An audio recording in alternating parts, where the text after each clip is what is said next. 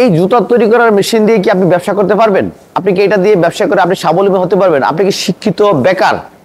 আপনার একটা বিজনেস প্রয়োজন যেটা অল্প পুঁজিতে আপনি করে একটা এস্টাবলিশড হতে পারবেন জীবনে, অথবা আপনি একটা বিজনেস ম্যাগনেট, বিজনেসম্যান হতে পারবেন।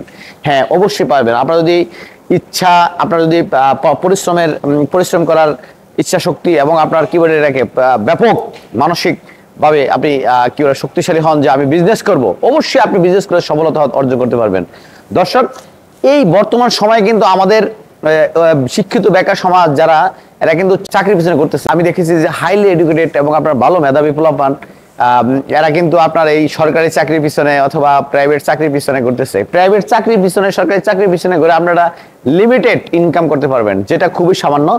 আমাদের রাসূল পাক সাল্লাল্লাহু আলাইহি সাল্লামের হাদিস অনুযায়ী আমরা জেনেছি যে আপনার শতকরা 100%-এর ভিতরে 90% রিজিক হচ্ছে বিজনেসের ভিতরে, আর 10% রিজিক হচ্ছে অন্য অন্য খাতে। তো বিজনেস করে আপনি কিন্তু শতকরা 90% রিজিক আপনার এই বিজনেস থেকে ইনকাম করা সম্ভব খুব সহজে। যদি আপনি চান যে না আমি একজন উদ্যোক্তা হব, আপনার মানসিক শক্তি, পরিশ্রম করার ইচ্ছা শক্তি যদি আপনার থাকে, অবশ্যই আপনি উদ্যোক্তা হতে পারবেন।